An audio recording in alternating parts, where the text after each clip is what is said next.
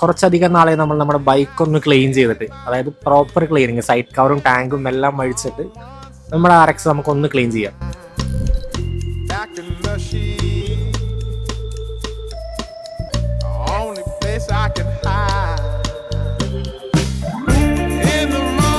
ബോറടിക്കുമ്പോ ചെയ്യാൻ പറ്റിയ പണിയാണത്.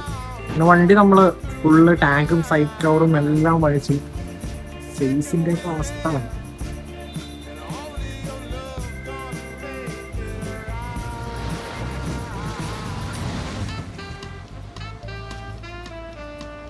ഇതുകൊണ്ടാണ് പറയുന്നത് ഇടയ്ക്ക് കുറച്ച് നാള് കൂടുമ്പോഴെങ്കിലും ബൈക്ക് ഫുള്ള് ഇതേപോലെ എല്ലാം അഴിച്ചൊന്ന് ക്ലീൻ ചെയ്യണമെന്ന്. അപ്പൊ ഇതിനകത്ത് ഓയിലും ഡീസലും കൂടി മിക്സ് ചെയ്ത ഒരിതാണ്. ഇതങ്ങോട്ട് നമുക്ക് മെല്ലെ സ്പ്രേ ചെയ്യാം.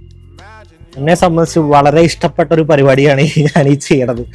കാരണം എല്ലാം അഴിക്കുക, ക്ലീൻ ചെയ്യുക, തൂത്ത് തുടച്ച് കുട്ടപ്പനാക്കി വെക്കുക. നമ്മൾ ഈ ആമ്പിള്ളേരൊക്കെ ഉള്ള ഒരു പരിപാടിയാണ് ചെറുപ്പത്തില്.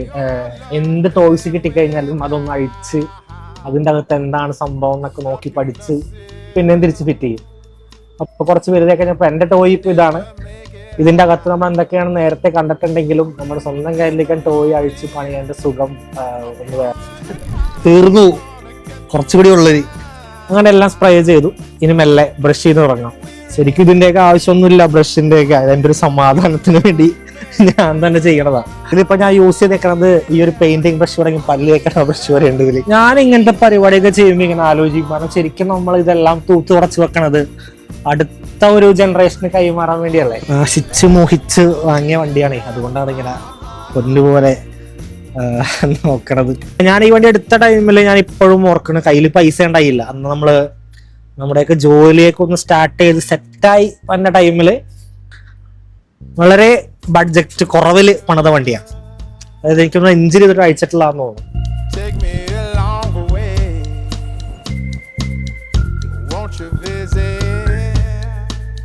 അങ്ങനെ നമ്മൾ ഓൾമോസ്റ്റ് എല്ലാം സ്പ്രേ ചെയ്ത് സെറ്റാക്കി തുടക്കാം. തുടക്കുന്ന ടൈമിൽ ഇവിടെയും കൂടി ഇങ്ങനെ ചേർത്ത് ഇങ്ങനെ തുടച്ചു കഴിഞ്ഞാൽ കുറച്ചും കൂടി ലൈഫ് ഉണ്ടാവും. പിന്നെ ഈ പറഞ്ഞ പോലെ ഇതേപോലെ ഒന്ന് ഡീപ്പായിട്ടൊന്ന് കുട്ടപ്പനായി കഴിഞ്ഞാൽ ടാങ്ക് കുറച്ചും കൂടി ലൈഫ് ഉണ്ടാവും. അറ്റ്ലീസ്റ്റ് നമ്മളെല്ലാം ചാകണ പോലെയെങ്കിലും ലൈഫ് ഉണ്ടാവും. ഈ ഒരു പണി വരുന്ന വേറൊരു സ്ഥലമാണ് സീറ്റിന്റെ ഈ ഒരു അടിഭാഗം. നമ്മുടെ പരിപാടി ഏകദേശം കഴിഞ്ഞു. ഇനി സീറ്റ് മാത്രം വെക്കാനുള്ളൂ. ഓക്കെ,